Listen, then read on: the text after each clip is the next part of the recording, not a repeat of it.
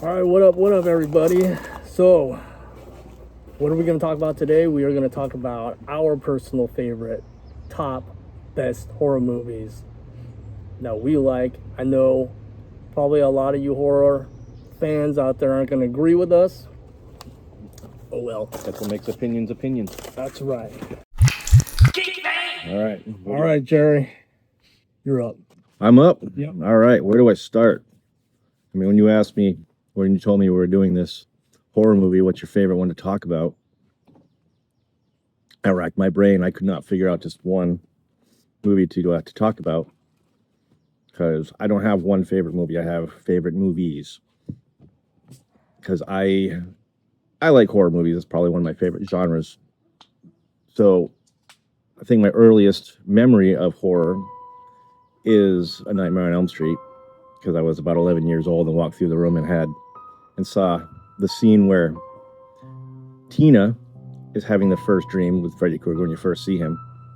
And Freddy has her pinned down and she slaps his hand or her hand on his face and basically pulls his face off to reveal a skeleton underneath. And that image is stuck with me till this day. So I have to pick that as my introduction to horror, I think. Oh, okay. What about you, Vic? Did you see the Poltergeist? You saw Poltergeist back in the day. I saw that probably after it came out, when it was on video. So it's okay. probably mid to late 80s when I saw that. Okay, because that since you brought up Nightmare on Elm Street, and that is, when it comes to slashers, I'm not that big of a fan of like slashers. So, but Nightmare on Elm Street completely blew me away. When they had that scene where Tina was going up on the wall and up on the ceiling and stuff like that, that reminded me of Poltergeist, because Poltergeist, yeah, the mom has that exact same scene. Yep. But then, I like the fact that they were creative about the whole slasher genre. Yeah. So where it wasn't, just some maniac guy, stalking some dude and like in the city streets and killing people and stuff like that. Whereas you were trapped in your dream. Exactly. There's no escape. Right. Can't escape your dreams. What they didn't know was that they thought Freddy Krueger was controlling everything in the first one, but and Nancy. Yeah, Nancy figured out that, wow, she could control some things also. Yeah. But I recently watched the first one and Dream Warriors, the third one. Yeah. And Dream Warriors used to be my favorite. For some odd reason, I preferred Dream Warriors because I guess it was more comic booky. It was. That's when Freddy became funny, witty. That's when they started doing the cheesy one-liners. Yeah. Yeah. Yeah, I think a lot of people like that one. That is probably my second favorite after the first one. My third favorite is probably the last one, not the Freddy vs. Jason, but Wes Craven's New Nightmare. Is that the one where it's grounded in reality? And yes, where they're all the characters in the movie. Even Wes Craven makes an appearance, and as he's writing the story, they're reading the script as they're saying it. I'd have to say that is also my third favorite. I like that one. But before, because I just recently watched Dream Warriors and the original, and I think I like the original better. I like the original better. I always like the one where the idea starts. Like that one, like Saw. The first Saw was great because of the original idea. Amazing. Yeah. And honestly, I had no idea at the end. It was a great kick at the end for that one. But like you're saying about Nightmare on Elm Street, definitely the first one's my favorite. Followed by the third one, followed by Wes Craven's New Nightmare, and obviously my least favorite. The new remake? No, number two. Number two. Number two so is number two.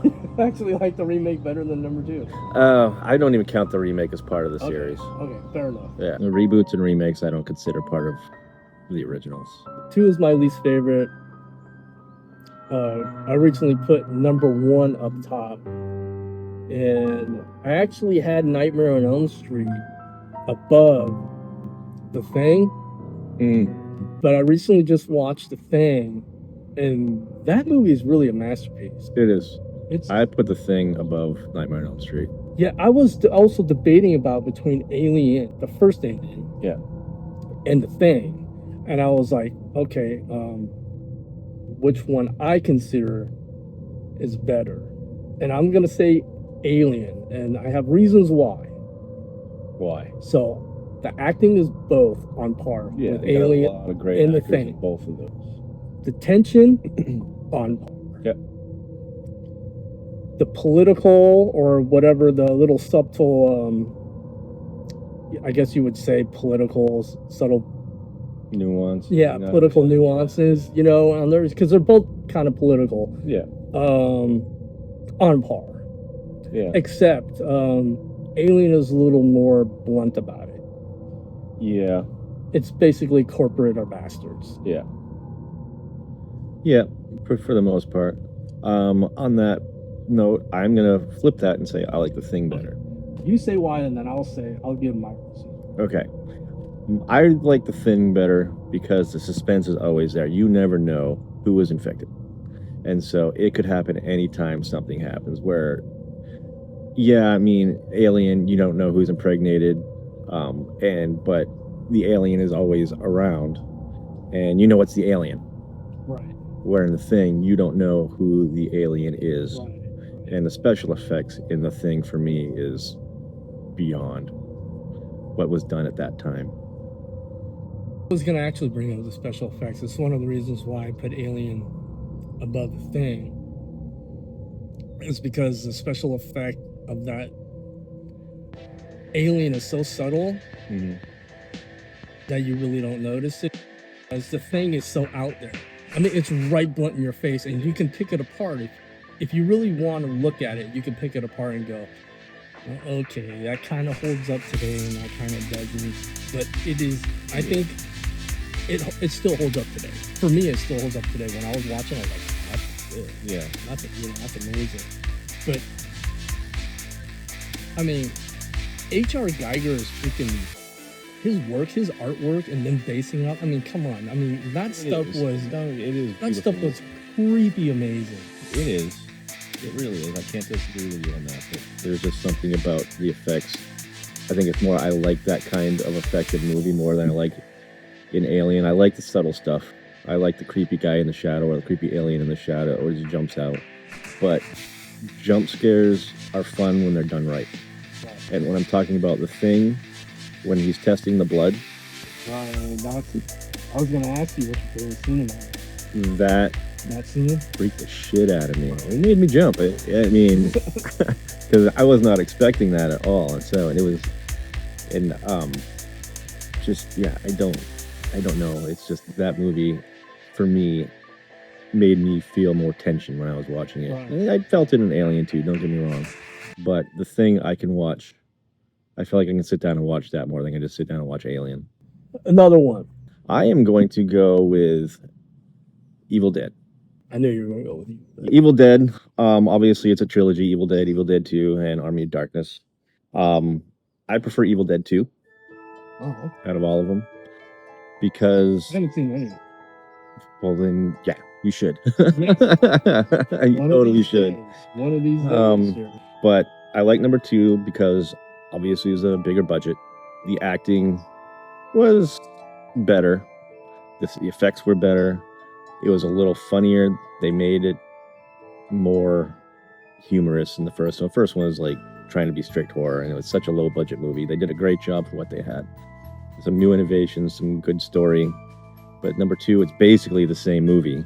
Ash goes back to the cabin, and the Deadites come up and do all their havoc, but the slapstick comedy that like Bruce Campbell and Sam Raimi, the director writer of it, they're huge Three Stooges fans, and you can see that in the movie. Okay. So they put a lot of that humor in there, which I enjoyed, and also in Army of Darkness they put that in there as well. But Evil Dead 2 is probably my favorite of the 3. What's your next on the list, Vic? All right, so my top, I would have to say my top movie, horror movie, is absolutely Jaws. And the Jaws. reason why I'm going with Jaws is because that movie traumatized me pretty much the most out of any horror movie. It still sticks with me today. I could be in a swimming pool, I hear that theme song, I'll want to get out. I'll want to get out. And, you know, I go to the beach and I'm like, I'm not getting in that water because I know people are swimming with freaking sharks in that water. They just don't know it. Yep. And, you know, all the experts say, well, you have like a better chance of getting hit with lightning and stuff like that as well. Like, yeah, but why tempt it by going in the water? If you don't go in the water, you're not going to get eaten by a shark 100% unless there's Sharknado. Yeah, the hurricane. Yeah, land shark. It's so weird that people are even debating whether it's horror or not, and I think it has every element of a horror film. Oh yeah, most definitely. I agree with you. I mean, what would it be if it wasn't horror? If Bruce hadn't have malfunctioned so much, maybe Bruce is the shark, by the way. Yeah, Bruce is the shark. Maybe it wouldn't have been a horror movie because the whole suspense part is like not seeing the shark. Just glimpses of it here and there. Right, and just seeing the victims of what happens to them, and you know your mind takes over. Yeah, and I think that makes a great horror movie. Right. Which brings me to another great movie, The Others. Nicole Kidman. Yep. It's a nice twist on the ghost story, if you ask me. I don't want to ruin it for anybody who hasn't seen it and wants to. But it's a great twist, and the use of sound in that movie made your mind run wild, because especially if you have surround sound. Oh. Because, I mean, you know, they're sitting there in the dark house. Nicole Kidman's just sitting there, and you hear something running around. And it's creepy. It's creepy as hell. It's dark. It's quiet, except for the running around. And like I said, if you have surround sound, it's running around your own room. And it just makes your mind run wild as to what could be happening. And like I said, I don't want to spoil the ending. That movie was so dreary. I mean, like, there was no sun. It was nothing. Nothing. Yeah, it was dark in the house, and when they went outside, it was misty and cloudy and foggy. You couldn't see anything, so it was definitely an interesting movie. And that's what England is like most of the time. I can see why they came up with these kind of stories. All right, but as far as my top horror movie, I don't think I have a top. I have a lot of favorites for different reasons. All right, go through them. Like, I like The Monster Squad. It's kid horror, yes, kid-friendly horror, yes, but it's still a great movie. Right. And the costumes, the effects, everything I thought was done really well, especially like the creature of the Black Lagoon they had in it. I thought that makeup looked amazing. It's not like, I mean, just a bunch of kids who formed this monster squad, who love monster movies, who happen to have the chance to defeat monsters in their town. The Goonies of the monster world, yeah. I mean, I like that one. Fright Night. Fright Night's up there is one of my favorites. And as you know, I met Chris Sarandon last month, so had him sign an 8x10. I like the story. The vampire moves in next door, and the kid sees him. And the woman that he goes in, sees, disappears, was found dead. Little meddling kids. Yep. And so he's trying to convince all these people that there's a vampire living next door, and finally revealed that he is. I mean, obviously we all knew that he was. But that again, I mean, I thought the effects in that were pretty top notch. I like the story, I like the acting, especially Chris Sarandon, who does a really good of playing the arrogant guy. And so, I mean, but if you're a vampire, been around for hundreds of years, you kind of get that god complex, and exactly. And I liked Roddy McDowall in that. I thought he played great character as the scared coward guy, but he still goes in and does what has to be done at the end. And I just thought that was a really fun movie. Speaking of vampires and speaking of younger generation, I'm gonna have to throw in Lost Boys. Yep. It's not exactly horror. There's elements of horror in it. I mean, that time was a perfect time to do a vampire movie like that because we were just getting into that generation of when movies were catering to teenagers. Mm-hmm. You know, with the whole John Hughes thing. I mean, once again, it's getting off topic, Yeah. but I mean, Lost Boys is just like the horror PG-13 of, you know, John Hughes. Yeah. Yeah. You know, The coming of age Right. kind of. Yeah. And what's great about that movie, there's so many things that's great about that movie. I mean, I would say that also is a masterpiece for its genre. Yeah. Horror comedy Yeah. is a masterpiece. I do enjoy The Lost Boys, and I watch that often. So do I. I mean, there's just, I mean, if you want to encapsulate like the Santa Cruz era during a specific time, Yeah. you know, during like glam rock and, you know, the long hair, and it encapsulated that perfect time. And it's a story about family. Mm-hmm. Yeah, it is. First and foremost, that's what it does. Yeah. Exactly. I mean, if you're with vampires, it's their family, and you know, Michael and what was Corey Haim's character's name? Sam. Yeah. Sam, and that was their family, and that was a great twist. That was another movie that had a great twist because they played off the head vampire thing a lot. They did, but I mean, when I was younger, I probably didn't see it coming. But if I saw it now, I'd probably be more like, Yeah. mm. Right. My young stupid brain wouldn't have put two and two together back then. But And another thing that what I really, I mean, I gotta admit this, and this is like so dorky, but one of the big things that latched me onto that was that Sam was a comic geek, yeah, and I was like, comic geek, fellow comic geek, yeah, yeah. Batman number think- 5. Go get it. It's only four copies in existence. Until CGC found like 10 other, 13 other copies. Yeah, right. And they're all 9.8s. The Lost Boys for me, that was definitely something, probably because of the comic book thing too. It made me relate to Sam a little bit more. I didn't have an older brother. So I have an older sister, but I don't think it's quite the same. But there is a movie that kind of encapsulates that. That has to bring me Silver Bullet. Silver Bullet. I was just watching that the other day. Man, that movie got ripped to shreds by critics when it first came out. I mean, ripped to shreds. I mean, it might be a cult classic now, Yeah. or people are just like enjoying it, but no, back then that was just widely panned. But when I first watched it, I enjoyed it because I was a kid when I Yeah. first watched it, and stuff like that was still able to freak me out at that age. Mm-hmm. I mean, right now I watch it and I get the camp. I get why critics are just like, Yeah. why? I mean, like with the werewolf with the bat. Yeah. No, there's some things that, you know, executive producers get in the way and say, hey, this should happen. And then you're like, all right, well. We're having to deviate from the source material and bringing it to a PG-13 audience. Yeah. What I really love about that movie, it was the first time I saw a decent werewolf transformation. Okay. I didn't just see it once, I saw it multiple times. My favorite scene is that church scene where the priest and he's talking to like a crowd and they all wolf out. It's not scary, but just watching the transformations, Yeah. it was like, oh, that's just awesome. And like the end scene, watching the transformation, Yeah.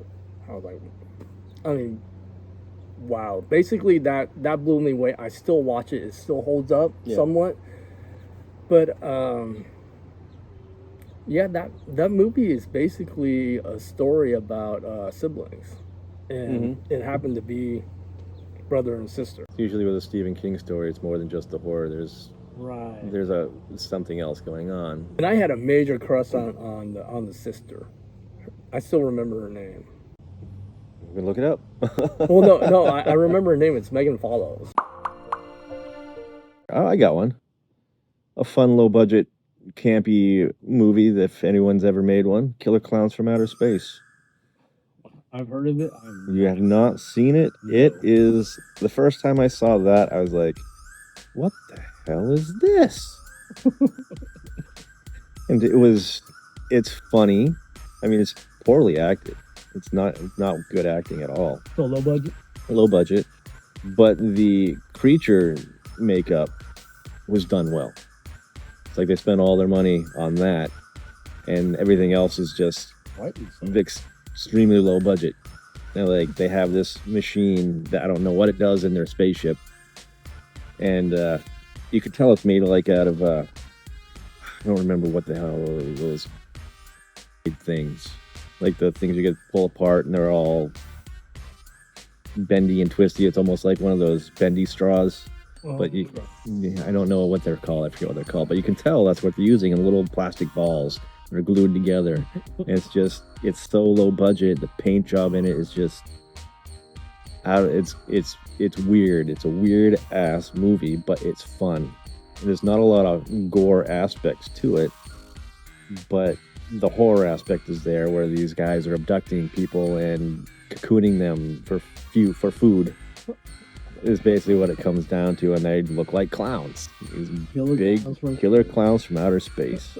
That is one that I enjoy watching.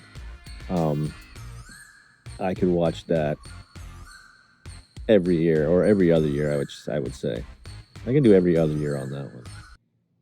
I think my second top horror movie ever is probably The Exorcist. Okay. That also traumatized me. And when we get into The Exorcist, I'm not very, which is strange, I'm not a very religious person to begin with, but that whole thing is about demons. Oh, yeah. No, demons and God and the whole Christian religion. But I would consider The Exorcist another masterpiece. Do you think maybe that, because The Conjuring, to me, if I remember correctly, the first half of the movie was kind of like Poltergeist, where there's some weird stuff happening. Right. And the second half is like The Exorcist. Is that the right movie? Like The Conjuring? Yeah. All right, I'd go with that. For The Conjuring? I think so. I think that's it. Speaking of The Conjuring, since we're on the topic, that is probably, out of the modern horror franchise, probably one of my favorites. Yeah. Probably like it because it does remind me of The Exorcist. All right, Jerry, we wrapping up? Is that it? I think so. Well, that's it. You want to do an outro, Jerry? Well, thanks for joining us for our little chit chat back and forth about our favorite horror movies. Yep, feel free to leave some comments. Yeah, let us know what your favorites or least favorites, or if you think we're retard. Or, can't say that. If you think we're idiots or not for choosing the ones we did, just let us know. All right, that's gonna wrap it up for us, and we will see you next time.